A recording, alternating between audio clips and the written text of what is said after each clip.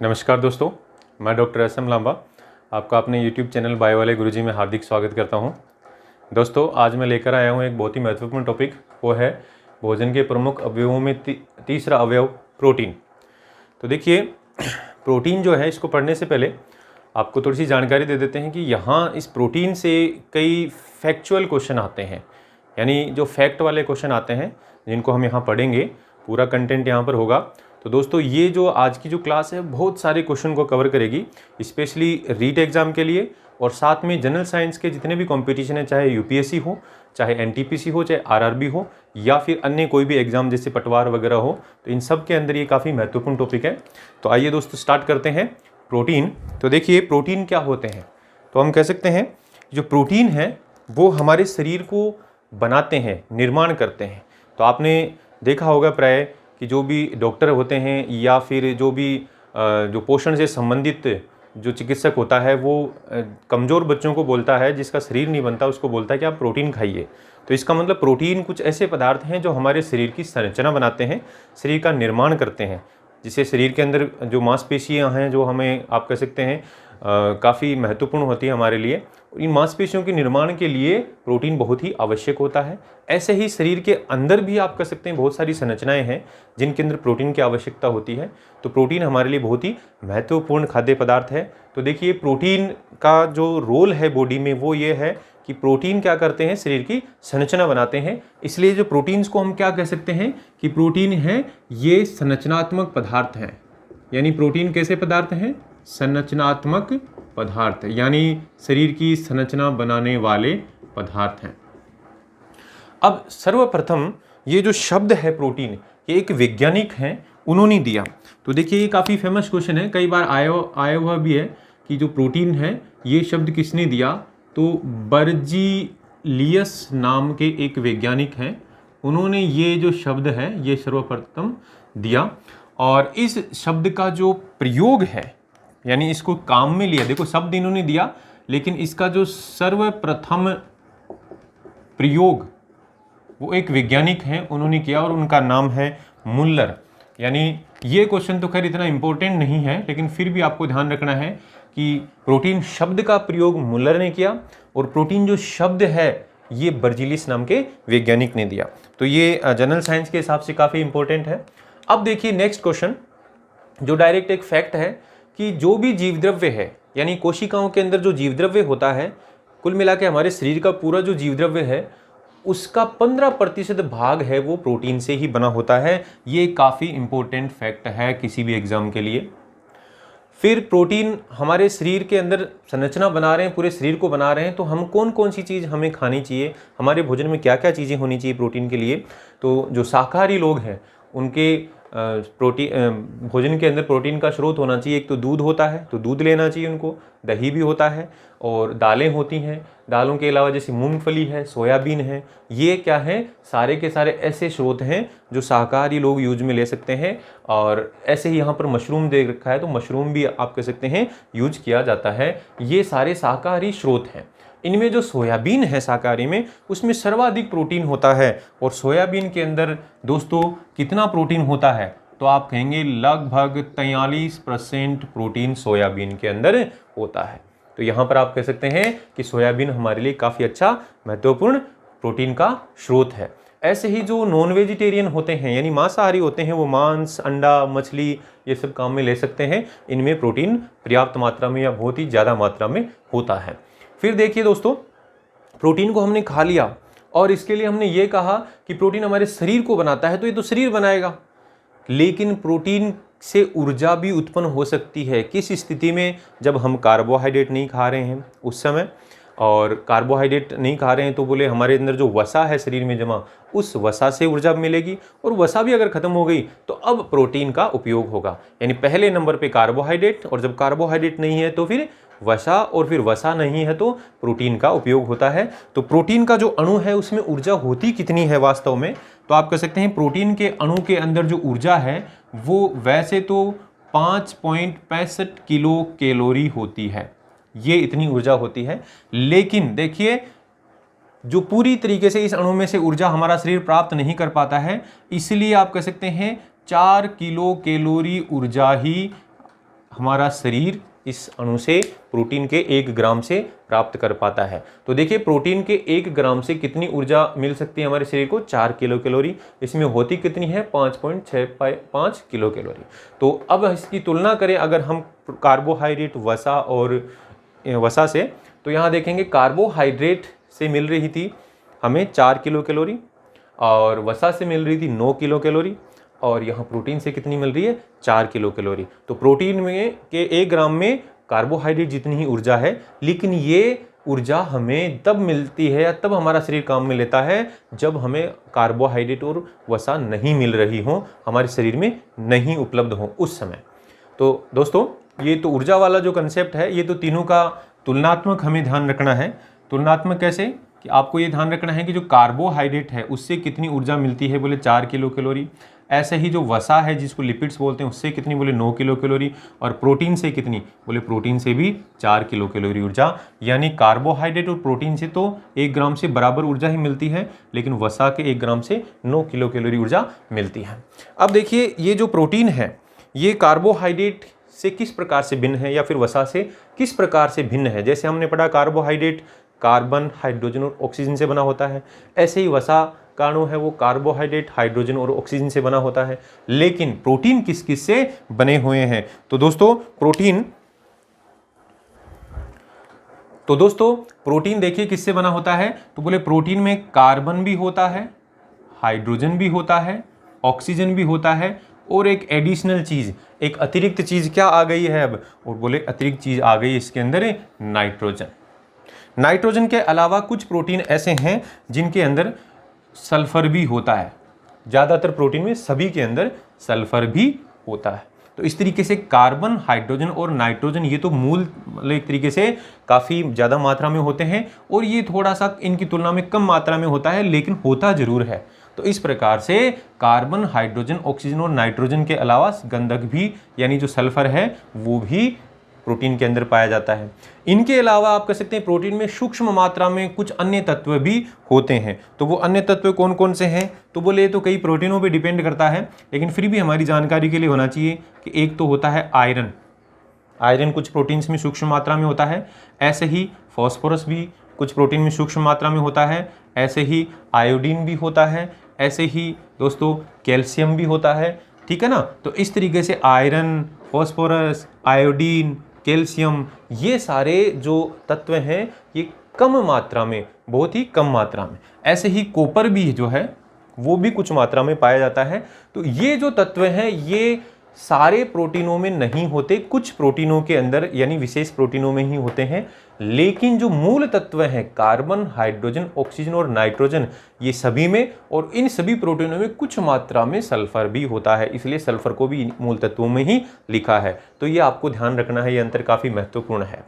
अब दोस्तों जो ये हम प्रोटीन खा रहे हैं इसके अणु को अगर देखें, हालांकि अणु छोटा बड़ा कितना भी हो सकता है, आगे हम इसकी एक थोड़ी सी बेसिक जानकारी पढ़ेंगे, लेकिन अणु की संरचना के बारे में पढ़ेंगे। ये अणु किससे बना हुआ है। जैसे कार्बोहाइड्रेट के लिए बोला था कि जो कार्बोहाइड्रेट के जो बड़े अणु हैं, स्पेशली जो बड़े कार्बोहाइड्रेट जैसे स्टार्च है, ग्लाइकोजन है, वो किससे बने हुए हैं, वो बोले ग्लूकोज से बने हुए हैं, यानी ग्लूकोज के अणु के जुड़ने से ही बने हुए हैं। तो ये कौन कौन से अणुओं से ये बना हुआ है, तो यहाँ देखो प्रोटीन जो है चाहे कोई भी प्रोटीन हो वो एक ही प्रकार के अणुओं से बना होता है, और वो अणु होते हैं अमीनो अम्ल के। यानी आप कह सकते हैं जो प्रोटीन है वो अमीनो अम्ल के जुड़ने से बनता है, और अमीनो अम्ल के जुड़ने से प्रोटीन का अणु बनता है। तो हम कह सकते हैं प्रोटीन क्या होते हैं, अमीनो अम्ल का बहुलक होता है। यानी बहुत सारे अमीनो अम्ल के अणु आपस में जुड़ेंगे तो प्रोटीन का एक अणु बनता है। अब दोस्तों ये जो अमीनो अम्ल है आपस में जुड़ते हैं तो ये आपस में एक दूसरे से बंधेंगे, यानी इनके बीच में कुछ बंध होगा। जैसे हमने बोला था कार्बोहाइड्रेट के अणुओं के अंदर कौन सा बंध होता है, ग्लाइकोसाइडिक बंध। ऐसे ही वसा के अणुओं के अंदर कौन सा बंध था, एस्टर बंध। ठीक इसी प्रकार से ये जो अमीनो अम्ल हैं इस प्रोटीन के अणु में आपस में एक बंध के द्वारा जुड़े होते हैं, और उस बंध को बोलते हैं पेप्टाइड बंध। पेप्टाइड बंध ये बहुत ही इंपॉर्टेंट प्रश्न है। ये बहुत सारे एग्जाम्स में पूछा भी गया है कि प्रोटीन के अणु में कौन सा बंध पाया जाता है, तो बोले पेप्टाइड बंध। वैसे देखो यहाँ पर नाम भी याद रख सकते हैं, कैसे, पेप्टाइड, पैसे ही शुरू हो रहा है, इसलिए प्रोटीन में पेप्टाइड बंध होता है। अब बेटा ये जो प्रोटीन के अंदर जो अमीनो अम्ल यूज हो रहे हैं, इस अमीनो अम्ल की संरचना को अगर देखें तो नाम देखो अमीनो अम्ल, यानी जब रसायन विज्ञान के अंदर कार्बनिक रसायन में जब पढ़ते हैं, कार्बनिक विज्ञान के अंदर, कार्बनिक रसायन विज्ञान में, तो हम देखते हैं अमीनो एक समूह होता है जो किसी पदार्थ में जुड़ा होता है। ऐसे ही अम्ल जो है जिसको हम कार्बोक्सिलिक अम्ल बोलते हैं, वो भी किसी पदार्थ में जुड़ा होता है, तो उन पदार्थों को अम्ल बोलते हैं। लेकिन अमीनो अम्लों में देखो अमीनो समूह भी है और अम्ल समूह भी है। तो यहाँ जो अमीनो अम्ल है उसके अंदर 2 प्रकार के समूह पाए जाते हैं। ये 2 प्रकार के समूह कौन से हैं दोस्तों, तो यहाँ कहेंगे 2 प्रकार के समूह हैं। एक तो है अमीनो समूह और दूसरा है अम्ल, यानी जिसको हम कह सकते हैं कार्बोक्सिल अम्ल, यानी कार्बोक्सिलिक अम्ल बोलते हैं इसको, कार्बोक्सिलिक अम्ल समूह है। तो 2 प्रकार के समूह होते हैं। इनमें देखो जो अमीनो समूह होता है उसको तो ऐसे लिखते हैं, यानी इस प्रकार से होता है, और जो कार्बोक्सिलिक समूह है वो इस तरीके से COOH, इस तरीके से। तो ये हमें डिटेल में नहीं जाना, हमें ध्यान देना है कि अमीनो समूह ऐसा होता है और ये अमीनो अम्ल में जुड़ा होता है। ऐसे ही हमें ध्यान देना है कार्बोक्सिलिक अम्ल समूह ऐसा होता है और ये अमीनो अम्ल में जुड़ा होता है। तो यहाँ देखो अमीनो समूह के कारण और इस अम्ल समूह के कारण इसका नाम क्या हो गया, अमीनो अम्ल हो गया। तो अब ये जो अमीनो अम्ल है ये एक आयन के रूप में, जब इसको विलयन के अंदर डालेंगे तो आयन के रूप में रहता है। तो बोले ये भी आयन बनाता है और ये भी आयन बनाता है, तो दोनों ही समूह 2 आयन बनाएंगे और अलग अलग प्रकृति के बनाएंगे। यानी जैसे आपने केमिस्ट्री में पढ़ा होगा कि 2 प्रकार के आयन, एक धनायन और एक ऋणायन होता है। यानी यहां पर भी हम यही बात करेंगे कि जो अमीनो अम्ल हैं उनका अमीनो समूह है तो धनायन के रूप में पाया जाता है, और कार्बोक्सिलिक अम्ल का जो समूह है वो ऋणायन के रूप में पाया जाता है। तो दोनों आयन विपरीत प्रकृति के हैं, इसलिए हम कह सकते हैं उभयधर्मी आयन बनाता है अमीनो अम्ल। अमीनो अम्ल क्या बनाता है, उभयधर्मी आयन। अब ये जो अमीनो अम्ल उभयधर्मी आयन बनाता है और उस आयन को बोलते हैं दोस्तों ज्विटर आयन। क्या कहते हैं, ज्विटर आयन। तो ये ज्विटर आयन क्या है, बोले ये उभयधर्मी आयन है। और उभयधर्मी आयन का मतलब क्या है दोस्तों, यानी एक धनायन, यानी इस अमीनो अम्ल पर एक तो होता है धनायन भाग और एक होता है ऋणायन भाग। यानी एक ही अमीनो अम्ल पर यदि धनायन भाग भी हो और ऋणायन भाग भी हो तो हम बोलेंगे वो अमीनो अम्ल कैसा है, उभयधर्मी आयन बना रहा है, और उस आयन को बोलते हैं ज्विटर आयन। आपको यहाँ पर डिटेल में नहीं जाना है, सिर्फ इतना याद रखना है ज्विटर आयन कौन बनाते हैं, उभयधर्मी आयन कौन बनाते हैं। तो आप कहेंगे अमीनो अम्ल हैं वो उभयधर्मी आयन बनाते हैं। ठीक है दोस्तों। अब ऐसे उभयधर्मी का मतलब देखो दोनों समूह हैं, यहाँ पर अमीनो समूह भी और कार्बोक्सिलिक समूह भी है। अमीनो समूह क्षारीय प्रकृति का होता है और कार्बोक्सिलिक समूह अम्लीय प्रकृति का होता है। तो दोनों वैसे भी विपरीत प्रकृति के हैं और एक ही अणु में हैं, तो दोनों विपरीत प्रकृति के आयन बनाएंगे, इसलिए उभयधर्मी आयन बनाएंगे। और उस उभयधर्मी आयन को क्या बोल देंगे, ज्विटर आयन कह देंगे। जो काफी महत्वपूर्ण प्रश्न है कि ज्विटर आयन कौन बनाता है, तो हम बोलेंगे अमीनो अम्ल बनाते हैं। अब दोस्तों ये जो अमीनो अम्ल हैं इनसे प्रोटीन बना हुआ है। हमने अभी कहा कि प्रोटीन अमीनो अम्ल का बहुलक होता है। तो जो प्रोटीन बना हुआ है अमीनो अम्लों से, तो ये प्रोटीन अमीनो अम्ल हैं और कितने अमीनो अम्लों से ये बना होता है, तो आप यहाँ पर कह सकते हैं काफ़ी फेमस क्वेश्चन है कि हमारी प्रकृति में वैसे तो बहुत प्रकार के अमीनो अम्ल उपलब्ध हैं, लेकिन जो प्रोटीन बनाने में प्रयुक्त होते हैं तो बोले 20 प्रकार के अमीनो अम्ल, है ना, 20 प्रकार के होते हैं अमीनो अम्ल और ये प्रोटीन बनाने में प्रयुक्त होते हैं। तो यानी 20 प्रकार के हैं और प्रोटीन बनाने में प्रयुक्त होते हैं। और अब इन 20 को हम 3 श्रेणियों के अंदर वर्गीकृत कर देंगे। तो देखिए यहां पर ये काफी इंपॉर्टेंट फैक्ट है, क्योंकि यहां पर एक तरीके से भाषा का क्वेश्चन आ सकता है। कैसे दोस्तों, देखो कि 20 प्रकार को हम वर्गीकृत करेंगे। पहला है डियर स्टूडेंट्स आवश्यक अमीनो अम्ल, आवश्यक अमीनो अम्ल। तो आवश्यक का मतलब क्या है, यानी जिसकी जरूरत है। तो यानी ऐसे अमीनो अम्ल जो हमारे शरीर के लिए आवश्यक हैं, यानी हमारे शरीर में अंदर नहीं है, बाहर से भोजन के माध्यम से आनी चाहिए। तो बोले ऐसे अमीनो अम्ल जिनकी उपस्थिति भोजन में होना आवश्यक है, या जो बाहर से प्रोटीन के रूप में या बाहर से पोषक पदार्थ के रूप में ग्रहण करने आवश्यक होते हैं, उनको क्या बोलते हैं? आवश्यक अमीनो अम्ल।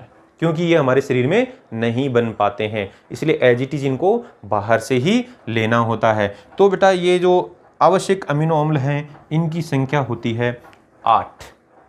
ठीक ऐसे ही दूसरा जो प्रकार का अमीनो अम्ल है वो है अर्ध आवश्यक। अर्ध आवश्यक, तो जो अर्ध आवश्यक अमीनो अम्ल हैं, इसका मतलब ये है कि ये हमारे शरीर में बनते तो हैं लेकिन बहुत ही धीरे बनते हैं। धीरे बनने का मतलब जब इनकी जरूरत बहुत ज़्यादा होगी तो पर्याप्त मात्रा में शरीर में नहीं बन पाएंगे, तो बाहर से लेना जरूरी हो जाता है, इसलिए इनको अर्ध आवश्यक बोल देते हैं। और ये अर्ध आवश्यक अमीनो अम्ल होते हैं 2। फिर शेष बचे 8 और 2 10 हो गए, तो 20 में से शेष कितने बचे?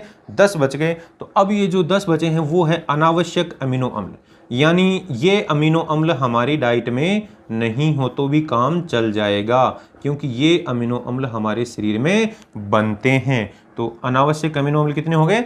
10। तो यहाँ एज ए जनरल साइंस कहो या रीट के एग्जाम में कहो, यहाँ पर बहुत ज़्यादा गहनता में नहीं जाना है। यहाँ पर आपको इतना याद रखना है कि जो 20 प्रकार के अमीनो अम्ल हैं वो प्रोटीन बनाने में काम में आते हैं। इन 20 में से 8 अमीनो अम्ल तो हमारे भोजन में होने ही होने चाहिए, क्योंकि हमारे शरीर में नहीं बनते, इसलिए इनको आवश्यक अमीनो अम्ल बोल रहे हैं। और 2 अमीनो अम्ल ऐसे हैं कि शरीर में बनते तो हैं लेकिन बहुत धीमी गति से बनते हैं, और जब शरीर में इनकी आवश्यकता बहुत ज़्यादा बढ़ती है तो उस समय ये भी भोजन में होने जरूरी है, इसलिए इनको अर्धावश्यक बोल दिया। और तीसरा जो है कि जो शरीर में बनते हैं भोजन में होना जरूरी नहीं है, वो है अनावश्यक अमीनो अम्ल। तो ये डेटा आपको ध्यान रखना है, आवश्यक और अनावश्यक का जो परिभाषा जो मैंने बताई उसको ध्यान में रखना है, अमीनो अम्लों की संख्या ध्यान में रखनी है, आवश्यक कितने और अनावश्यक कितने हैं। ठीक है ना दोस्तों? तो आवश्यक में अगर 8 ऑप्शन दे रखा हो तब तो 8 करना है, और अगर 10 दे रखा हो 8 नहीं हो तो 10 ही करना है। ऐसे अनावश्यक में भी 10 ही करना है। तो दोस्तों अब चलते हैं, थोड़ा सा एक विशेष टॉपिक है जिसकी डिटेल तो आप हायर लेवल पे पढ़ते हैं, यहाँ आपके लिए काम की नहीं है, लेकिन जो प्रोटीन की जो संरचना है, यहाँ प्रोटीन का जो अणु है उसकी जो संरचना है वो भिन्न भिन्न प्रकार की होती है। कई प्रोटीन अलग संरचना वाले हैं, कई दूसरी प्रकार की संरचना दर्शाते हैं। तो यहाँ पर ये जो प्रोटीन की संरचना है वो 4 प्रकार की होती है। इसका मैं बेसिक मतलब आपको बता देता हूँ, लेकिन दोस्तों यहाँ पर सिर्फ उदाहरण इम्पोर्टेंट है। यहाँ पर ये वो भी इसलिए बता रहा हूँ कि कहीं कोई ऐसा क्वेश्चन आ जाए, कई बार आ भी जाते हैं, कई बार थोड़े से हाई लेवल के क्वेश्चन आ जाते हैं, तो हम उस समय सोचते हैं कि गुरुजी ने ये करवाया नहीं, या फिर ऐसे सोचते हैं यार ये तो बहुत ही टफ क्वेश्चन आ गया। देखो टफ चीज़ नहीं है, सिर्फ फैक्चुअल क्वेश्चन आएगा। मैं मतलब बता देता हूँ, यहाँ फैक्ट आएगा डायरेक्ट। तो प्रोटीन की जो अणु की संरचना है वो 4 प्रकार की होती है। पहली है प्राथमिक संरचना। प्राथमिक संरचना का मतलब है कि प्रोटीन का जो अणु है वो एक सीधे धागे के रूप में, यानी आप कह सकते हैं एक रेशे के रूप में, यानी एक तरीके से कह सकते हैं एक अमीनो अम्लों की एक चेन, एक श्रृंखला के रूप में होता है, और वो होती है प्राथमिक संरचना। यानी जब अमीनो अम्लों की सिर्फ एक सीधी श्रृंखला बने उसको बोलते हैं प्राथमिक संरचना। और प्राथमिक संरचना कौन से प्रोटीन दर्शाते हैं, यहाँ उदाहरण इंपॉर्टेंट है। तो दोस्तों प्राथमिक संरचना के लिए आप कहेंगे एक तो जो हमारा इंसुलिन हार्मोन होता है, जिसके बारे में हम आगे बहुत पढ़ने वाले हैं। इंसुलिन हार्मोन एक प्रोटीन है और ये दोस्तों प्राथमिक संरचना दर्शाता है। ऐसे ही आपने एक एंजाइम का नाम सुना होगा, वो हम आगे जब पढ़ेंगे लाइसोजाइम। ये कब पढ़ेंगे? ये लार में पढ़ेंगे, जब पाचन तंत्र पढ़ेंगे उसमें पढ़ेंगे। तो लाइसोजाइम एंजाइम और इंसुलिन हार्मोन ये दोनों ही क्या दर्शाते हैं? बोले प्राथमिक संरचना दर्शाते हैं। तो यहाँ पर फैक्ट का क्वेश्चन आएगा, डेटा का क्वेश्चन आएगा कि प्राथमिक संरचना वाले प्रोटीन का उदाहरण बताइए, तो हम इंसुलिन सबसे ज़्यादा इंपॉर्टेंट है। फिर चलते हैं द्वितीयक संरचना। तो द्वितीयक संरचना का क्या मतलब है कि वही रेशे जो हम पहले प्राथमिक संरचना में बता रहे हैं, अगर वही रेशे आप कह सकते हैं कोंडलित हो जाएं, ऐसे स्प्रिंग के जैसे, या फिर जैसे जाल में बुनते हैं उस तरीके से, मतलब ऐसे लाइन में लग के बहुत सारे जैसे अपनी जैसे अंगुलियां हैं ऐसे वो जुड़ जाएं आपस में। भाई अंगुलियां तो चिपकी हुई नहीं है, लेकिन अगर मान लीजिए बीच बीच में ऐसे चिपका दी जाए तो वो रेशे ऐसे चिपक जाते हैं, तो उस संरचना को बोलते हैं द्वितीयक संरचना। या तो वो रेशा ऐसे कुंडलित हो जाए स्प्रिंग की तरह, या फिर बोले वो जो रेसे हैं आपस में ऐसे रेसे चिपक जाए, तो उसको बोलते हैं द्वितीयक संरचना। हालांकि इस पे परिभाषा पे नहीं जाना, यहाँ है मेन उदाहरण। तो उदाहरण देखो, द्वितीयक संरचना का उदाहरण आपको बताना है। पहला उदाहरण तो है किरेटिन। किरेटिन हमारे बालों, नाखूनों, है ना, उनके अंदर पाया जाता है। हमारी त्वचा के अंदर, मृत जो त्वचा है उसमें भी पाया जाता है। तो जो किरेटिन जो प्रोटीन है ये क्या है, एक मृत प्रोटीन है और बालों नाखूनों में पाया जाता है और इसकी द्वितीयक संरचना होती है। ऐसे ही दोस्तों एक है फाइब्रियोन। फाइब्रियोन नाम का प्रोटीन, इसको फिब्रोइन भी कह सकते हैं। ये अलग अलग, यानी फिब्रोइन आगे आएगा, हम पढ़ेंगे। तो फाइब्रियोन या फिब्रोइन ये जो है, ये प्रोटीन रेशम में पाया जाता है, मकड़ी के जाले में भी ये पाया जाता है। तो ये प्रोटीन भी द्वितीयक संरचना दर्शाता है। फिर देखो तीसरा जो संरचना है तृतीयक संरचना। तो बोले तृतीयक संरचना का क्या मतलब है कि बोले जो ये प्राथमिक और द्वितीयक संरचना में जो हमने बोला कि सीधे रेसे हैं या फिर कुंडलित हो रखे हैं, लेकिन अगर उस रेसों को हम इकट्ठा करके बोल बना दें, जैसे बोल होती है ना, कैसे, जैसे मान लो ऊन के धागे की बोल आती है ना, वैसे, तो वैसे बोल नुमा संरचना हो जाए तो उसको बोल देंगे तृतीयक संरचना। तो तृतीयक संरचना के बारे में जो क्वेश्चन आता है वो दोस्तों ये है कि जो तृतीयक संरचना है वो बायोलॉजिकली सक्रिय रूप से सक्रिय होती है। यानी जो प्रोटीन तृतीयक संरचना दर्शाते हैं वो जैविक रूप से सक्रिय होते हैं, यानी हमारे शरीर में कोई न कोई कार्य करते हैं वो प्रोटीन। ठीक है दोस्तों, तो यहां पर हम बोलेंगे कि साहब जैविक रूप से सक्रिय, यानी ये जो संरचना है ये क्या होती है, जैविक सक्रिय होती है, यानी शरीर के अंदर कोई ना कोई ये प्रोटीन क्रिया करेंगे। यानी जो भी प्रोटीन ऐसी संरचना दर्शाते हैं वो शरीर के अंदर कोई ना कोई क्रिया करेंगे, कार्य करेंगे। और यहाँ पर आपको उदाहरण याद रखना है, वो है कि जो भी एंजाइम है ना, सभी एंजाइम, एंजाइम कोई भी हो सकता है, जैसे पाचन तंत्र के एंजाइम, हमारे शरीर की कोशिकाओं में जो भी एंजाइम है, वो सारे जो एंजाइम हैं वो तृतीयक संरचना दर्शाते हैं। अब चलते हैं दोस्तों चतुर्थक संरचना, कि चतुर्थक संरचना यानी प्राथमिक, द्वितीयक और तृतीयक सारी की सारी मिलके ही अगर आपस में एक संरचना बना लें, यानी ऐसी संरचना जिसमें सारी की सारी संरचनाएं हैं, उसको बोलते हैं चतुर्थक संरचना। और यहाँ से जो इंपॉर्टेंट क्वेश्चन आता है कि चतुर्थक संरचना कौन सा प्रोटीन दर्शाता है, तो दोस्तों आपको नाम रट लेना है, हीमोग्लोबिन।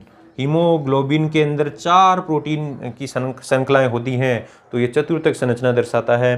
तो यहाँ पर इंपॉर्टेंट जो क्वेश्चन बनेंगे, ये आपको वैसे ज़्यादा डिटेल में नहीं सोचना है, आपको सिर्फ इतना याद रखना है कि प्राथमिक संरचना का उदाहरण इंसुलिन, द्वितीयक संरचना का उदाहरण केरेटिन, है ना, ये, और फाइब्रियोन, और तृतीयक संरचना का क्वेश्चन बहुत ही इंपॉर्टेंट है कि एंजाइम कौन सी संरचना दर्शाते हैं, क्योंकि एंजाइम प्रोटीन के बने होते हैं। तो एंजाइम कौन सी संरचना दर्शाते हैं, तृतीयक संरचना दर्शाते हैं। ठीक ऐसे ही हीमोग्लोबिन चतुर्थक संरचना दर्शाता है। तो ये आपके लिए इंपॉर्टेंट है। अब दोस्तों हम आगे चलेंगे प्रोटीन का वर्गीकरण। तो आइए देखते हैं प्रोटीन का वर्गीकरण कैसे होता है। तो देखिए प्रोटीन का वर्गीकरण अलग अलग तरीके से हमने कर रखा है। तो देखिए कैसे, क्योंकि आकृति, यानी प्रोटीन के अणु की आकृति को देखें, वो तो संरचना थी, अब बात करते हैं आकृति की। तो प्रोटीन के अणु की आकृति के आधार पर प्रोटीन 2 प्रकार के हैं, एक फाइब्रस यानी रेशेदार, दूसरा ग्लोब्यूलर यानी गोल गोल। तो फाइब्रस यानी रेशे और गोल गोल, दोनों नाम से पता चल रहा है, ग्लोब्यूलर मतलब गोल संरचना और फाइब्रस का मतलब रेशेदार संरचना। तो यहाँ दोस्तों आपको उदाहरण बताने हैं, कि नाम से तो पता चल रहा है, तो बोले ये रेशेदार संरचना है, तो उदाहरण बताने हैं। तो उदाहरण कौन कौन से हैं, तो फाइब्रस के उदाहरण आप बता सकते हैं। पहला उदाहरण तो आप कहेंगे किरेटिन। किरेटिन एक फाइब्रस प्रोटीन है, रेशेदार प्रोटीन है। अब इसको कैसे याद रखेंगे, बोले बालों में होता है, तो बाल सीधे होते हैं, रेशे के जैसे होते हैं, तो ऐसे याद रख लेंगे। तो किरेटिन प्रोटीन कहाँ पाया जाता है ये आपको ध्यान रखना है। तो हम कहेंगे बाल, नाखून व मृत त्वचा, मनुष्य की बात कर रहे हैं, मृत त्वचा में, लेकिन पशुओं के सींग, खुर, उनमें भी हम बता सकते हैं। लेकिन किरेटिन प्रोटीन है वो एक मृत प्रोटीन है जो बालों, नाखूनों व मृत त्वचा में पाया जाता है। और ये कैसा है, रेशेदार प्रोटीन। अब यहाँ क्वेश्चन ऐसे ही पूछा जाता है, निम्न में से कौन सा रेशेदार प्रोटीन है।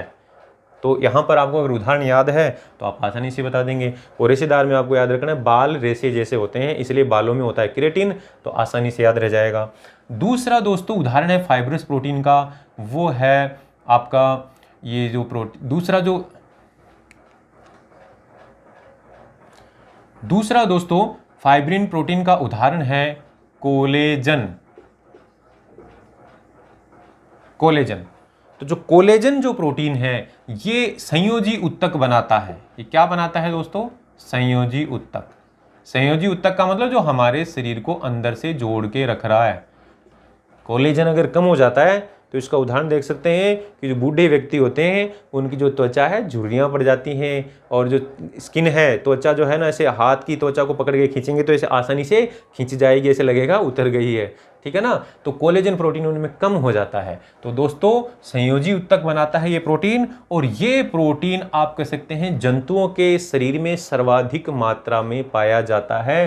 काफ़ी फेमस क्वेश्चन है, तो आपको याद रखना है कि जंतुओं के शरीर में सर्वाधिक मात्रा में पाया जाने वाला प्रोटीन कौन सा है?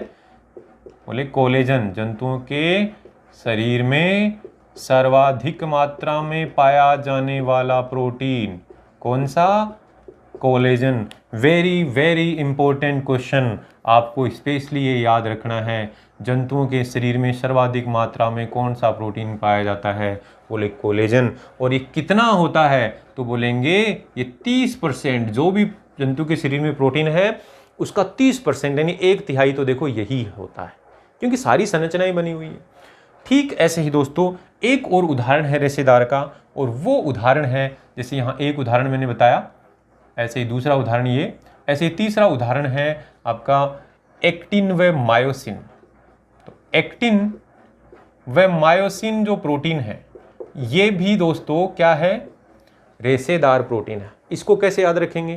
बोले एक्टिन और मायोसिन मांसपेशियों में होते हैं, है ना, और मांसपेशियों में पाए जाने के, मांसपेशियां देखो हमारी सीधी होती हैं, जैसे बाइसेप है तो मसल्स के फाइबर ऐसे होते हैं, रेशे जो है इस तरीके से अरेंज होते हैं।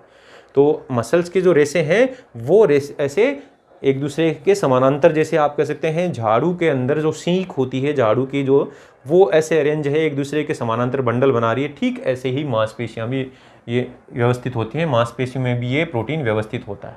तो इस तरीके से ये भी रेशेदार प्रोटीन हो गया। तो एक्टिन और मायोसिन किस में पाया जाता है? बोले मांसपेशियों में। और मांसपेशियों के अंदर जो है ये तंतु हैं कैसे होते हैं? बोले रेशेदार होते हैं। तो मांसपेशियों में ये प्रोटीन पाया जाता है। तो दोस्तों फाइब्रस प्रोटीन जो रेशेदार प्रोटीन है वो 3 हो गया उदाहरण। एक तो हो गया केराटिन जो बालों में, तो याद रहेंगे बाल रेशेदार होते हैं। कोलेजन जो आप कह सकते हैं जंतुओं के शरीर में रेशे के रूप में पाया जाता है, संयोजी ऊतक है, तो वो रेशे हमारी स्किन को, त्वचा को पकड़ के रखते हैं। ऐसे ही एक्टिन और जो मायोसिन है ये मांसपेशियों में रेशे के रूप में पाए जाते हैं। फिर चलते हैं प्रोटीन का दूसरा प्रकार ग्लोब्यूलर। ग्लोब्यूलर मतलब गोल गोल आकृति का प्रोटीन। तो जो गोल गोल आकृति का प्रोटीन है दोस्तों ये कहाँ पर पाया जाता है? तो कहेंगे गोल गोल आकृति का जो प्रोटीन है, एक तो हमारा जो एल्बुमिन है, तो एल्बुमिन प्रोटीन मनुष्य के अंदर तो रक्त के अंदर होता ही है, जब रक्त पढ़ेंगे तब बताएंगे। ऐसे ही ग्लोबुलिन, ग्लोबुलिन जो प्रोटीन है वो भी क्या होता है? रक्त में ही होता है। तो ग्लोबुलिन और एल्बुमिन ये 2 ऐसे प्रोटीन हैं जिनकी आकृति कैसी होती है? गोल गोल, तो इसलिए इनको ग्लोबुलर प्रोटीन बोल दिया।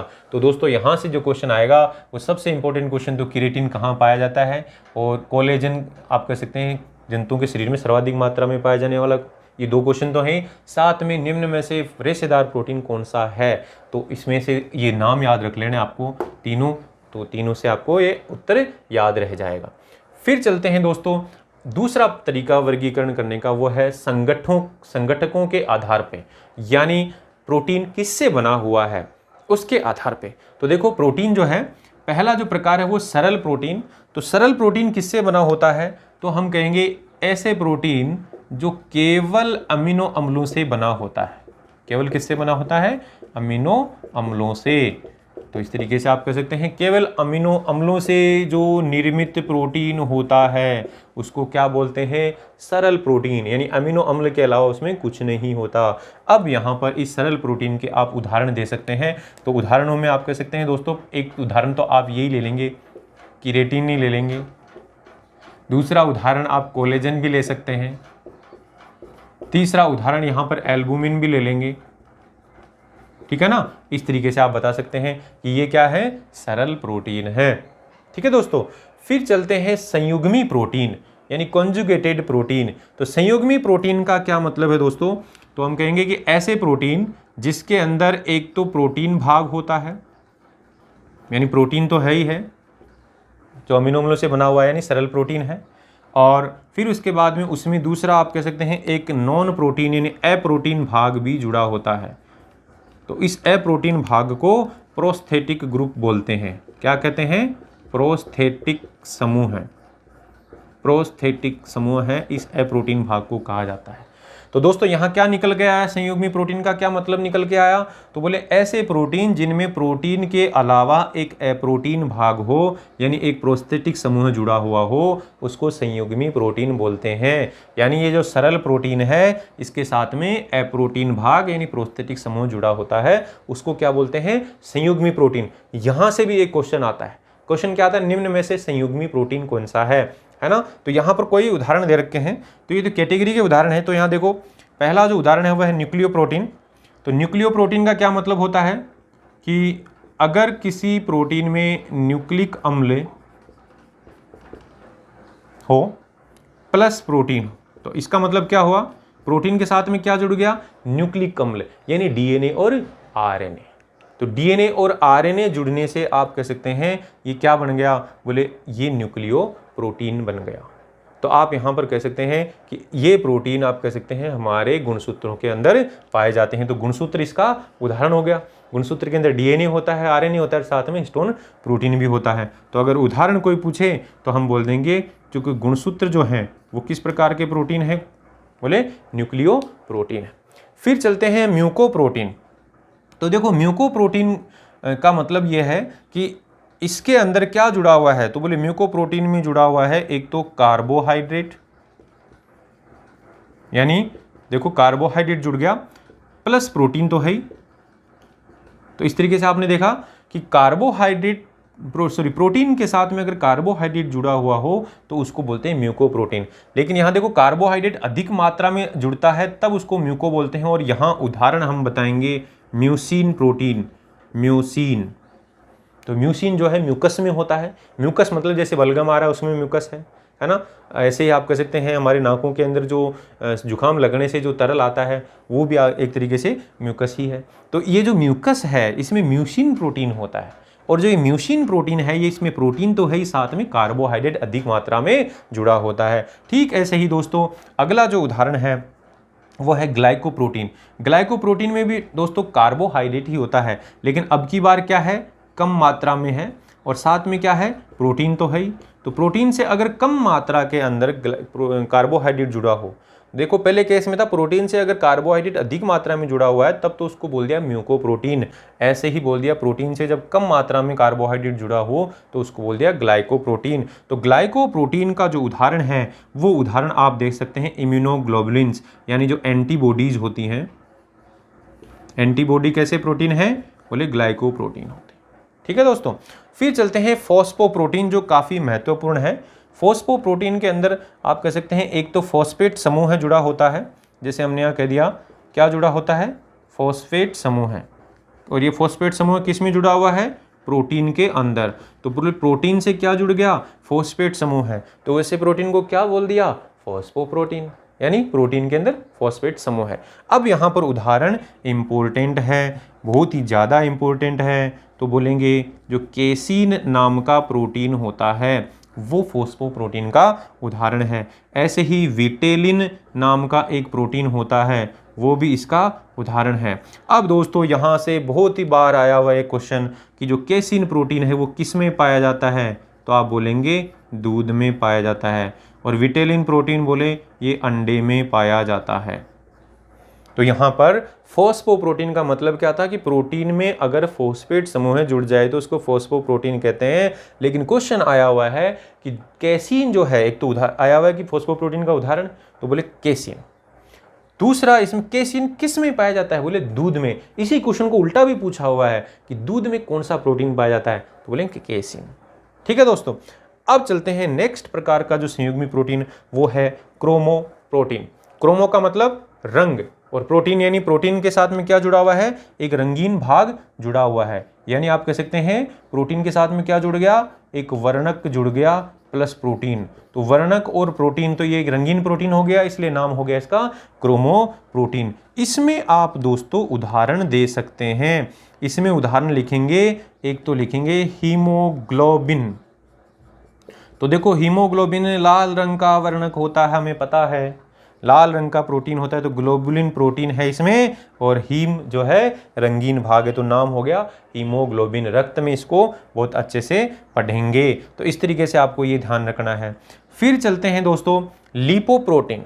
तो दोस्तों लिपोप्रोटीन क्या होता है, तो बोलेंगे यहाँ पर वसा प्लस प्रोटीन, यानी वसा के साथ में प्रोटीन जुड़ जाए तो उसको क्या बोलते हैं, लिपोप्रोटीन। और ये मैंने वसा वाले क्लास में यानी इससे प्रीवियस क्लास में बताया था कि लिपोप्रोटीन जो है यानी जो वसा के साथ में जब प्रोटीन जुड़ जाता है तो वो वसा अब आप कह सकते हैं जल में घुल सकती है, और हमारे रक्त में जो वसा है इसी रूप में यानी लिपोप्रोटीन के रूप में ही पाई जाती है। तो रक्त में जो वसा है उसका यहाँ पर एक नाम है और उसको बोलते हैं काइलोमाइक्रोन।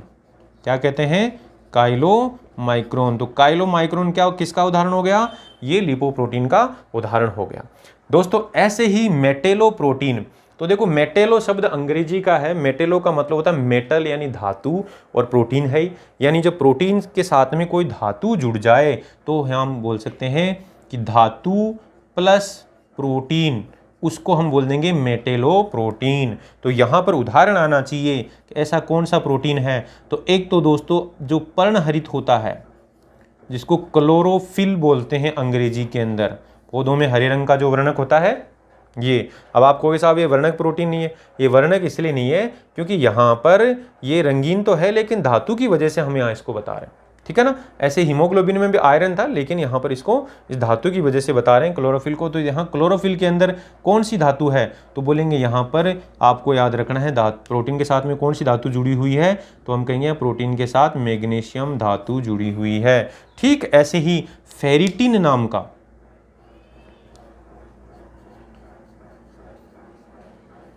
फेरिटिन नाम का एक प्रोटीन है जो लोहे से यानी आयरन से जुड़ा रहता है। तो आप कह सकते हैं इसमें आयरन होता है, तो फेरिटिन में आयरन और ये क्लोरोफिल के अंदर मैग्नीशियम नाम की धातु होती है, तो इनको मेटेलोप्रोटीन नाम दे दिया। ठीक है दोस्तों, तो इस प्रकार से ये सारे के सारे संयुग्मी प्रोटीन थे। आज तक यहाँ पे क्वेश्चन आया हुआ है संयुग्मी प्रोटीन में, एक तो हीमोग्लोबिन के बारे में कि हीमोग्लोबिन किस प्रकार का प्रोटीन है, कि वो सरल प्रोटीन है या संयुग्मी प्रोटीन है, या फिर आगे आएगा जो व्युत्पन्न प्रोटीन है, तो ये आपको ध्यान रखना है। ठीक है दोस्तों, ऐसे ही आप कह सकते हैं उसी क्वेश्चन को उल्टा भी पूछा हुआ है कि निम्न में से संयुग्मी प्रोटीन का उदाहरण कौन सा है, तो हीमोग्लोबिन को बहुत बार पूछा हुआ है, ये ध्यान रखना। ऐसे ही फॉस्फोप्रोटीन का उदाहरण आया हुआ है कि निम्न में से फॉस्फोप्रोटीन कौन सा है, तो बोलेंगे कैसीन। तो ये आपके लिए काफ़ी इंपॉर्टेंट है दोस्तों। ठीक है दोस्तों, अब चलते हैं आगे। तीसरा जो प्रकार है संयुग्मी प्रोटीन के बाद में वो है व्युत्पन्न प्रोटीन। तो दोस्तों देखिए व्युत्पन्न प्रोटीन देखिए, तो व्युत्पन्न का मतलब वही मेन प्रोटीन में टूट फूट हो जाए अगर, तो टूट फूट होने के बाद में जो बचा खुचा जो प्रोटीन है उसको बोलते हैं व्युत्पन्न प्रोटीन। तो यहाँ दोस्तों आपको उदाहरण देखो कौन कौन से हैं। एक तो है पेप्टोन्स। जब हम प्रोटीन खाते हैं तो प्रोटीन का आमाशय में यानी हमारे स्टोमक के अंदर पाचन होता है और पूरी तरीके से नहीं होता, आंशिक पाचन होता है। तो हम कहेंगे व्युत्पन्न प्रोटीन कैसे बनते हैं, बोले प्रोटीन के आंशिक पाचन से बनते हैं। प्रोटीन के आंशिक पाचन, आंशिक का मतलब पूरी तरीके से नहीं पच रहा है, थोड़ा बहुत, तो प्रोटीन के आंशिक पाचन से ये बनते हैं, ये आपको ध्यान रखना है। प्रोटीन के आंशिक पाचन से निर्मित होते हैं। ठीक है दोस्तों, तो प्रोटीन के थोड़ा बहुत पचेगा तो उससे क्या बनेंगे, व्युत्पन्न प्रोटीन। और उदाहरण है पेप्टोन्स। मैंने कहा अभी आपको कि जब भोजन खाते हैं, भोजन में जो प्रोटीन जा रहा है तो आमाशय में जाते ही वो पच के क्या बना देगा, पेप्टोन्स। ऐसे ही दोस्तों इंसुलिन भी एक व्युत्पन्न प्रोटीन है, क्योंकि मूल रूप से जो इंसुलिन होता है वो बहुत बड़ा अणु है, वो थोड़ा सा मतलब एक तरीके से जो इसको प्रो इंसुलिन बोलते हैं वो डिग्रेड होता है, थोड़ा सा डिकम्पोज होता है, थोड़ा सा टूटता है और उसके बाद में मूल इंसुलिन बन के आता है, यानी जो एक कार्यकारी इंसुलिन बन के आता है। तो ये भी क्या है दोस्तों, एक व्युत्पन्न प्रोटीन है। ऐसे ही फाइब्रिन, तो आप रक्त जब पढ़ेंगे तो फाइब्रिनोजन नाम का प्रोटीन पढ़ेंगे। फाइब्रिनोजन यानी ऐसा प्रोटीन जो रक्त का थक्का बनाने का काम करता है। तो जो फाइब्रिनोजन है वो थोड़ा सा अपघटित होगा और उससे क्या बनेगा, फाइब्रिन बनता है। तो देखो ये भी अपघटन से बना है फाइब्रिन, और इस फाइब्रिन का जाल बनता है और उससे रक्त का थक्का बनता है, जिसको हम रक्त वाले चैप्टर में पढ़ेंगे। तो दोस्तों फाइब्रिन भी एक व्युत्पन्न प्रोटीन है। ये तीनों ही एग्जाम्पल काफ़ी इंपॉर्टेंट है रीट के पॉइंट ऑफ व्यू से। तो रीट वाले बच्चे स्पेशली ध्यान दें कि पेप्टोन्स, इंसुलिन और फाइब्रिन ये व्युत्पन्न प्रोटीन के उदाहरण हैं। अब दोस्तों चलते हैं कार्य के आधार पे, जो अपने आप में काफ़ी बेसिक क्वेश्चन है, स्पेशली जो आरआरबी यानी रेलवे के एग्जाम्स हैं या फिर एसएससी का कोई भी एग्जाम है, उनके अंदर यहाँ से क्वेश्चन बार बार पूछे हुए, यानी ये जो सारे प्रकार बता रखे हैं कार्य के आधार पे, ये सारे ही क्वेश्चन आए हुए हैं किसी न किसी एग्जाम में। तो दोस्तों यहाँ पर कहेंगे कि जो कार्य के आधार पे अगर प्रोटीन्स की बात करें तो बोले कार्य के आधार पर जो प्रोटीन है एंजाइम प्रकृति का भी होता है, यानी एंजाइम प्रोटीन कहते हैं, यानी एंजाइम का काम करता है। तो एंजाइम में जैसे हम नाम बता सकते हैं, जैसे प्रोटीन का पचाने वाला जो एंजाइम है पेप्सिन होता है, ऐसे ही प्रोटीन को पचाने वाला एंजाइम एक ट्रिप्सिन भी होता है। ठीक ऐसे ही कार्बोहाइड्रेट को पचाने वाला एक एंजाइम होता है एमाइलेज भी होता है। ठीक ऐसे ही वसा को पचाने वाला एक एंजाइम होता है जिसको लाइपेज कहते हैं। तो दोस्तों यहाँ आपने देखा ये सारे एंजाइम हैं और ये प्रोटीन के बने हुए हैं और ये कार्य क्या करते हैं, एंजाइम का काम करते हैं, यानी भोजन को पचाने का काम करते हैं। तो कार्य के आधार पे ये उदाहरण हो गया। ठीक ऐसे ही दूसरा है परिवहन प्रोटीन, यानी ऐसे प्रोटीन जो किसी चीज को लेकर जाते हैं। तो आपने वेरी फेमस नाम सुना होगा और वो नाम सुना होगा दोस्तों किसका, बोले हीमोग्लोबिन का। हीमोग्लोबिन हमारे रक्त में होता है। रक्त में कहां पर होता है दोस्तों, तो कहेंगे हीमोग्लोबिन हमारे रक्त की लाल रक्त कणिकाओं में यानी आरबीसी के अंदर होता है। और ये क्या काम करता है, बोले परिवहन का, यानी किसको लेकर जाता है ये, बोले गैसों का परिवहन करता है। तो हीमोग्लोबिन है ये परिवहन प्रोटीन का काफी फेमस उदाहरण है। ऐसे ही दोस्तों संकुचनशील प्रोटीन, तो संकुचनशील प्रोटीन का मतलब है ऐसे प्रोटीन जिनमें संकुचन होता है। तो देखो संकुचन से क्या फायदा होगा, बोले हमारे अंग हिलेंगे डुलेंगे। तो अंग किससे हिल डुल रहे हैं, बोले मांसपेशियों से। तो मांसपेशियों में कौन सा प्रोटीन होता है, तो हमने बोल दिया मांसपेशियों के अंदर एक्टिन और मायोसिन प्रोटीन होता है। एक्टिन व मायोसिन, तो एक्टिन व मायोसिन मांसपेशियों के अंदर है और ये कैसे प्रोटीन है, संकुचनशील प्रोटीन है। ऐसे ही दोस्तों संरचनात्मक प्रोटीन, यानी ऐसे प्रोटीन जो शरीर की ढांचे को, संरचना को बना रहे हैं। तो अभी हमने बोला कि सबसे ज्यादा मात्रा में जंतुओं के शरीर में कौन सा प्रोटीन पाया जाता है, तो आप बोल देंगे यहाँ पर कोलेजन पाया जाता है। तो कोलेजन प्रोटीन क्या हो गया, एक संरचनात्मक प्रोटीन हो गया।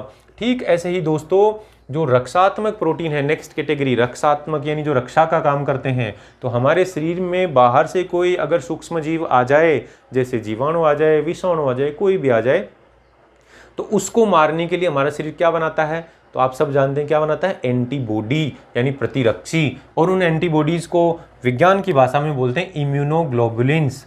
तो इम्यूनोग्लोबुलिन्स जो हैं, इम्यूनोग्लोबुलिन्स ये कैसे प्रोटीन हैं, बोले सुरक्षा करते हैं। आप इनको आम भाषा में बोल सकते हैं एंटीबॉडी, हिंदी में कहते हैं इनको प्रतिरक्षी।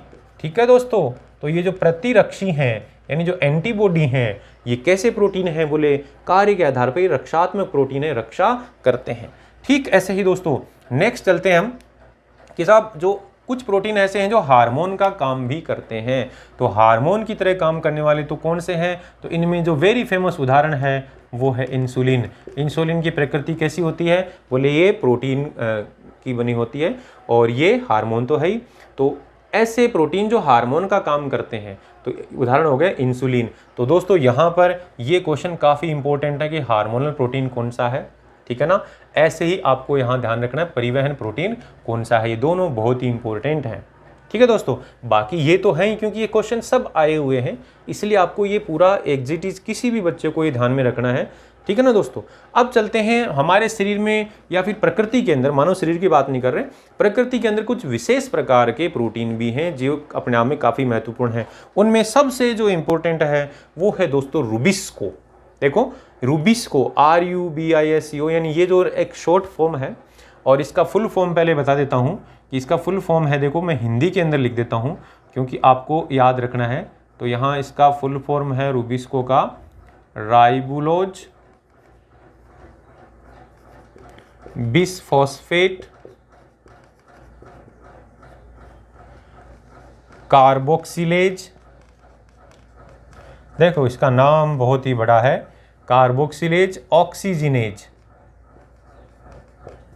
ऑक्सीजिनेज ये पूरा नाम है रूबिस्को का। यानी जो सी जो है ये तो है राइबुलोज, ये BIS बिसफॉस्फेट और C फॉर कार्बोक्सिलेज और ये O फॉर ऑक्सीजनेज। यानी दोस्तों ये जो एंजाइम है ये एक तरीके से एंजाइम है और ये प्रोटीन का मतलब एंजाइम प्रोटीन के बने होते हैं हम जानते हैं। तो ये एक एंजाइम है और ये किससे बना हुआ है? प्रोटीन से बना हुआ है। और अब ये जो प्रोटीन है ये कहाँ पर पाया जाता है? तो बोलेंगे ये प्रकाश संश्लेषण का काम करता है। किसका काम करता है? प्रकाश संश्लेषण में। अब यहाँ क्वेश्चन ये नहीं आता, क्वेश्चन ये आता है कि ये ऐसा प्रोटीन है जो प्रकृति में सबसे ज्यादा मात्रा में पाया जाता है। हम मानव शरीर की बात नहीं कर रहे, मानव शरीर में तो या जंतुओं के शरीर में तो कौन सा प्रोटीन होता है सबसे अधिक? कोलेजन प्रोटीन है ना, जो 30% होता है। लेकिन रुबिस्को जो है ये प्रकाश संश्लेषण में बहुत उपयोगी एंजाइम है और ये एक प्रोटीन है और ये आप कह सकते हैं प्रकाश संश्लेषण में काम आता है। तो हम कह सकते हैं प्रकृति में सर्वाधिक मात्रा में पाया जाने वाला, प्रकृति में सर्वाधिक मात्रा में पाया जाता है। काफी इंपॉर्टेंट क्वेश्चन है, जितना बड़ा नाम है ऐसे ही ध्यान रख लेंगे कि सबसे ज्यादा होता है। तो प्रकृति में सर्वाधिक मात्रा में पाया जाने वाला प्रोटीन कौन सा है? रुबिस्को। जरूरी नहीं हिंदी में रुबिस्को लिखा हुआ है, ऐसे भी लिखा हुआ आ सकता है RUBISCO। ठीक है दोस्तों, फिर चलते हैं एक बहुत ही इंटरेस्टिंग फैक्ट जो आपने बहुत कम पढ़ा होगा, बहुत कम बच्चों की जानकारी में होगा, है ना। जिसको जानकारी में है वो कमेंट में लिखें कि इसने पहले से पढ़ रखा है, कहाँ से पढ़ रखा है, वो भी जानकारी भी लिखना। तो देखो दोस्तों, मोनेलिन एक प्रोटीन है, ठीक है ना। हमने कार्बोहाइड्रेट पढ़ा तो ये बोला कि कार्बोहाइड्रेट जो है शुरू वाले कौन से? मोनोसेकेराइड और ओलिगोसेकेराइड स्वाद में मीठे होते हैं। लेकिन अब यहाँ बोलेंगे मोनेलिन एक प्रोटीन है जो स्वाद में मीठा होता है। तो ये पहले तो हम बताएंगे ये कहाँ से मिलता है। तो हम बोलेंगे मोनेलिन जो प्रोटीन है ये जो अफ्रीकन बेरी है, एक बेरी फल है ना, उससे, ठीक है ना, अफ्रीकन बेरी है उससे फल से ही मिलता है। अब आप कह सकते हैं ये जो है यहाँ क्वेश्चन जो आता है वो ये आता है कि ये सबसे मीठा प्रोटीन है, या फिर आप कह सकते हैं ये मीठा प्रोटीन है। कैसा है? मीठा प्रोटीन। और ये मीठा है लेकिन ये चीनी से भी अधिक मीठा है, यानी सुक्रोज से भी अधिक मीठा है। और कितना? सुक्रोज से 2000 गुना अधिक मीठा। सुक्रोज से कितना अधिक मीठा है? चीनी से 2000 गुना। यानी ऐसा प्रोटीन जो इस अफ्रीकन बेरी फल में पाया जाता है और इसका नाम है मोनेलिन। ये प्रोटीन होते हुए भी मीठा है और चीनी से यानी सुक्रोज से भी 2000 गुना मीठा है। काफ़ी फेमस क्वेश्चन है, वेरी वेरी इंपॉर्टेंट। आप ध्यान रखना इस चीज़ को कि मोनेलिन एक ऐसा प्रोटीन है। तो दोस्तों इसमें कैलोरी नहीं होती, मीठा होता है लेकिन कैलोरी नहीं होती। इसको खाएंगे तो डायबिटीज़ वाले के कोई प्रॉब्लम नहीं होगी। तो ये डायबिटीज़ के लिए काफ़ी अच्छा स्कोप है, यानी अभी पर्याप्त मात्रा में उपलब्ध नहीं है। अभी तो जो संश्लेषित जो मीठे पदार्थ हैं वही उपलब्ध हैं, ये भी इन फ्यूचर काफ़ी संभावना है इसकी। तो मोनेलिन एक प्रोटीन है, ये सर्वाधिक मीठा प्रोटीन है और सुक्रोज से 2000 गुना। ठीक है दोस्तों, ऐसे ही नेक्स्ट जो प्रोटीन है, विशेष प्रोटीन है, वो फाइब्रोइन। तो देखो जो फाइब्रोइन जो प्रोटीन है ये रेशम में पाया जाता है। तो रेशम में कौन सा प्रोटीन है? तो बोले फाइब्रोइन। ऐसे ही दोस्तों रेशम के अलावा ये जो मकड़ी का जो जाला होता है, मकड़ी का जाल यानी स्पाइडर का जो जाल होता है, वेब होता है, उसके अंदर भी यही प्रोटीन होता है। काफ़ी फेमस क्वेश्चन है, रेशम में कौन सा प्रोटीन पाया जाता है? बोले फाइब्रोइन प्रोटीन। ठीक है दोस्तों, ऐसे ही यहाँ पर ये नाम तो आपने सुने होंगे कि ओसिन किस में पाया जाता है? तो बोले ओसिन से ए याद रख लेंगे और ऐसे बता देंगे अस्थि के अंदर, यानी अस्थि में कौन सा प्रोटीन? बोले ओसिन। और अस्थि से मुलायम होती है उपास्थि, तो बोले कॉन्ड्रिन एक नाम का प्रोटीन है, वो उपास्थि के अंदर यानी जो लचीली हड्डी होती है उसमें पाया जाता है। ऐसे ही दोस्तों ग्लूटेन नाम का प्रोटीन है, ये गेहूं के अंदर पाया जाता है। अब ग्लूटेन तो एक श्रेणी है, इसमें दो प्रकार के प्रोटीन आते हैं। एक तो आता है ग्लियाडिन और दूसरा आता है ग्लूटेनिन। अब दोस्तों आपको ध्यान रखना है कि ग्लूटेनिन और ग्लियाडिन दोनों ही गेहूं में होते हैं, ठीक है ना। यानी गेहूं में जो भी प्रोटीन है उसका 80% ये दोनों ही बराबर मात्रा में होते हैं और 80% होते हैं। लेकिन इसको सामूहिक रूप से इनको बोलते हैं ग्लूटेन। तो गेहूं में पाए जाने वाले जो प्रोटीन है उनको क्या बोलते हैं? ग्लूटेन। और उन ग्लूटेन में से 80% कौन से हैं? ग्लियाडिन और ग्लूटेनिन ही है। ठीक है दोस्तों, तो आप कह सकते हैं ये जो ग्लूटेन प्रोटीन है गेहूं में, तो गे याद रख लेंगे। तो इस प्रकार से आप बता सकते हैं। अब चलते हैं दोस्तों एक बहुत ही इंपॉर्टेंट क्वेश्चन जो बहुत बार आया हुआ है, और वो है प्रोटीन की कमी से होने वाले रोग।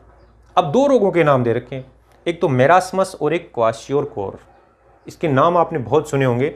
ज़्यादातर बच्चे थोड़े से कंफ्यूज रहते हैं कि मेरास्मस क्या है और क्वाशियोरकोर क्या है। तो दोस्तों यहाँ आपका कंफ्यूजन दूर कर देता हूँ कि मेरास्मस, पहले तो आपको ये ध्यान रखना है कि 1 साल से छोटे जो बच्चे होते हैं, यानी 1 साल से छोटे जो बच्चे होते हैं, उनके अंदर क्या होता है, मेरास्मस। राजस्थानी भाषा में छोटे बच्चे को मियाँ सा, मतलब मियाँ सा यानी छोटा सा, तो मियाँ सा यानी जो 1 साल का बच्चा वो मियाँ सा होता है, छोटा सा होता है, तो बोले मेरास्मस।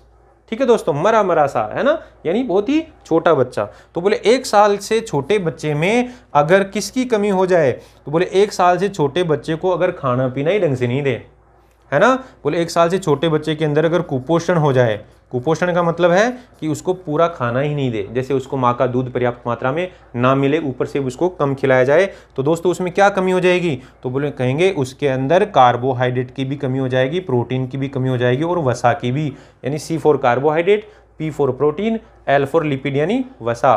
तो बोले 1 साल से छोटे बच्चों को अगर खाना पर्याप्त मात्रा में नहीं मिले, खाने का मतलब उसको माँ का दूध ढंग से नहीं मिले, और इसके अलावा अगर उसको ऊपर से खाने पीने की जो चीज़ें हैं जो बच्चे के लायक हैं वो भी ढंग से नहीं मिले, तो उसमें कार्बोहाइड्रेट, प्रोटीन और लिपिड तीनों की ही कमी हो जाती है, और वो काफ़ी कमज़ोर हो जाता है, और उसको बोलते हैं मेरास्मस। लेकिन जो क्वाशियोरकोर है वो है कि 1 से 5 वर्ष के जो बच्चे होते हैं, 1 से 5 वर्ष की आयु के बच्चे, उनमें अगर प्रोटीन की डाइट की कमी हो, यानी अगर इनमें प्रोटीन की कमी हो जाए, विशेष तौर पे अब यहाँ पर केवल प्रोटीन की कमी की बात कर रहे हैं, तो दोस्तों ये आपकी एक जानकारी के लिए है कि यहाँ तो हम रोग पढ़ रहे हैं, ये तो हमारे लिए इंपॉर्टेंट क्वेश्चन है कि प्रोटीन की कमी से क्वाशियोरकोर रोग हो जाता है, लेकिन भारत के अंदर जो आप कह सकते हैं हर दूसरा या तीसरा बच्चा, पहले तीसरा होता था अब दूसरा भी हो गया, क्योंकि आजकल तो शहरों के अंदर भी बच्चे कुपोषित होने लग गए। क्यों? क्योंकि वो ऐसी चीज़ें खाते हैं जिनमें प्रोटीन नहीं होता। खाते बहुत हैं, खा खा के फूल जाते हैं, है ना, खा खा के फूल के एकदम से मतलब गोल मटोल से हो जाते हैं, लेकिन फिर भी कहेंगे उनमें कुपोषण है क्योंकि प्रोटीन की कमी रहती है। तो दोस्तों प्रोटीन किससे मिलेगा छोटे बच्चों को, तो बोले पहले तो सबसे पहले तो माँ का दूध, फिर उसके ऊपर से कोई भी दूध उसको पिलाएं 6, 7, 8 महीने के बाद में, और साथ में बोले उसको गेहूं का दलिया, मूंग दाल की ऐसे खिचड़ी, है ना, जिससे आपको उसको प्रोटीन मिले। ठीक है ना दोस्तों, तो इस तरीके की चीज़ें बच्चे को खिलानी चाहिए जिससे क्या उसको प्रोटीन मिलेगा। तो दोस्तों यहाँ पर कमी से होने वाले रोगों में क्वाशियोरकोर काफ़ी इंपॉर्टेंट है, बहुत बार आया हुआ क्वेश्चन है। ऐसे ही आप कह सकते हैं जो विभिन्न कार्य के आधार पर जो प्रोटीन है और ये जो विशेष प्रोटीन, इन पर भी काफ़ी क्वेश्चन आए हुए हैं। तो दोस्तों ये अपने आप में प्रोटीन के बारे में बहुत इंपॉर्टेंट क्लास थी।